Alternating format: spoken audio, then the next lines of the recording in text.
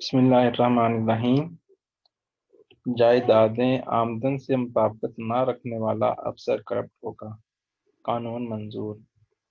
Civil servant پر خرد برد ثابت ہونے پر ریکوری، عہدہ سے تنزلی، جبری ریٹائر کیا جا سکتا ہے۔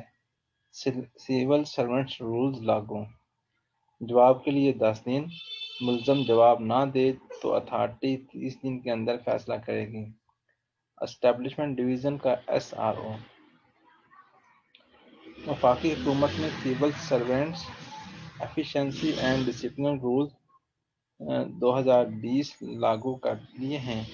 رواں ماہ 2 دسمبر کو وزیر اعظم نے نئے رولز کی منظوری دی تھی، جس کے بعد 11 دسمبر کو اسٹیبلشمنٹ ڈویژن کی جانب سے باضابطہ نوٹیفکیشن جاری کیا گیا۔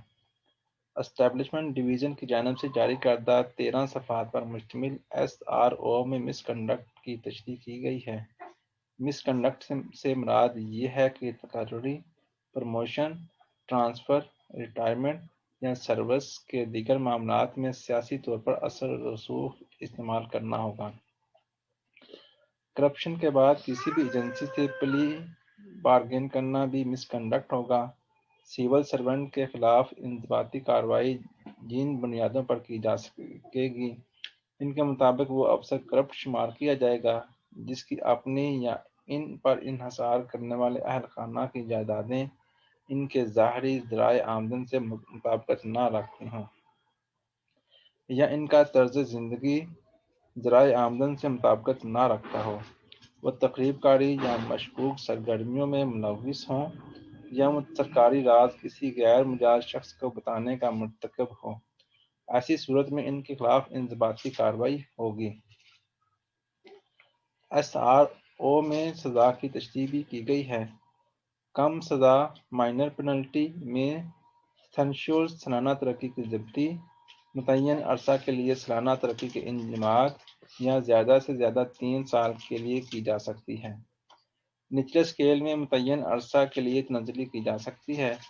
پروموشن بھی واپس لی جا سکتی ہے، لیکن زیادہ سے زیادہ 3 سال کے لیے۔ زیادہ سزا میجر پینلٹی میں یہ شامل کیا گیا ہے کہ اگر سول سرونٹ پر خرد برد ثابت ہو جائے تو فائنینشیل رولز کے تحت ان سے ریکوری کی جائے گی۔ نچلے اسکیل میں تنزلی کی جا سکے گی، جبری ریٹائر کیا جا سکتا ہے، ملازمت سے فارغ کیا جا سکے گا، ملازمت سے برطرف کیا جا سکے گا، کسی سول سرونٹ کو سروس سے معطل کیا جا سکتا ہے، یا جبری رخصت پر بھیجا جا سکتا ہے۔ دوران معطلی انہیں تنخواہ اور الاؤنس رول 53 کے تحت ملیں گے۔ انضباطی کارروائی کے لیے ضروری نہیں کہ انکوائری ہی کی جائے، لیکن ایسی صورت میں الزام علیہ کو کارروائی کی بنیادوں سے آگاہ کیا جائے گا۔ جس کیس میں انکوائری موقوف کی جائے گی، اس میں الزام علی ملزم تحریری طور پر آگاہ کیا جائے گا کہ ان پر یہ الزامات ہیں جس کی بنیاد پر انہیں یہ سزا دی جا سکتی ہے۔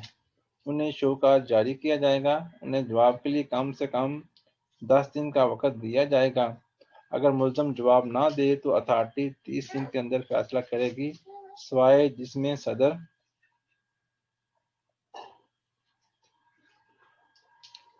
یا وزیر اعظم اتھارٹی ہوں۔ اگر سول سرونٹ کے خلاف انکوائری ہو تو انکوائری افسر کو متعلقہ ریکارڈ 7 دن میں فراہم کیا جائے گا۔ اس میں صرف 10 دن تک اتھارٹی توسیع کر سکتی ہے۔ انکوائری کے لیے انکوائری افسر ملزم سے سینئر ہونا چاہیے۔ انضباطی کارروائی کی بنیاد واضح ہونی چاہیے۔ ڈپارٹمنٹ کا نمائندہ مقرر کیا جائے۔ انکوائری افسر ایک بھی ہو سکتے ہیں اور انکوائری کمیٹی بھی بنائی جا سکتی ہے۔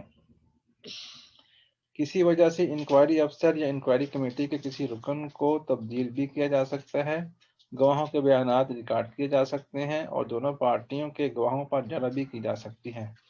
اگر ملزم مقررہ عرصہ میں جواب نہیں دے گا تو انکوائری افسر یک طرفہ کارروائی کرنے کا مجاز ہے۔ انکوائری افسر یا انکوائری کمیٹی یومیہ سماعت کرے گی اور اگر کسی وجہ سے ملتوی کی جائے گی تو وجوہات تحریر کی جائیں گی۔ یہ التوا 7 دن سے زیادہ نہیں دیا جا سکے گا۔ اگر انکوائری افسر یا کمیٹی یہ سمجھے کہ ملزم انکوائری کے عمل میں رکنا ڈال رہا ہے تو اسے وارننگ دی جائے گی۔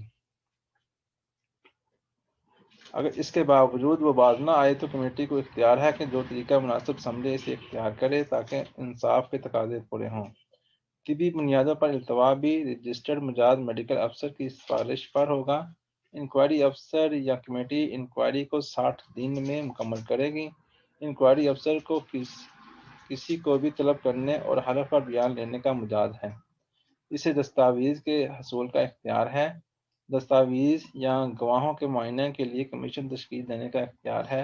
اگر کوئی افسر جس پر الزام ہو اور وہ لازمی تربیتی کورس جو جوائن کر چکا ہو تو اسے ٹریننگ کورس مکمل کرنے کی اجازت ہوگی۔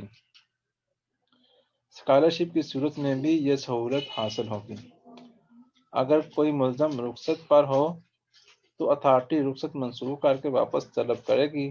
ذاتی شنوائی کا موقع دیا جائے گا۔ اگر کوئی افسر ڈیپوٹیشن پر ہو تو الزام کی صورت میں متعلقہ محکمہ الزامات کی چارج شیٹ بنا کر اس محکمہ کو دے گا جسے افسر کا تعلق ہو۔ اگر آل پاکستان کا سروس کسی صوبے میں تعینات ہوں تو اسٹیبلشمنٹ ڈویژن چیف سیکرٹری سے کہے گا کہ فیکٹ فائنڈنگ انکوائری کی جائے اور اسے 2 ماہ میں مکمل کیا جائے۔ اگر کسی چیف سیکرٹری کے خلاف انضباطی کارروائی ہو تو اسٹیبلشمنٹ ڈویژن وزیر اعظم کی منظوری سے یہ کارروائی کرے گا۔ سزا پانے والے ہر سول سرونٹ کو اپیل کا حق حاصل ہوگا۔ اگر صدر مملکت نے سزا دی ہو تو اس کے خلاف اپیل نہیں ہوگی، البتہ ریویو آرڈر کی استدعا کی جا سکتی ہے۔ اللہ حافظ۔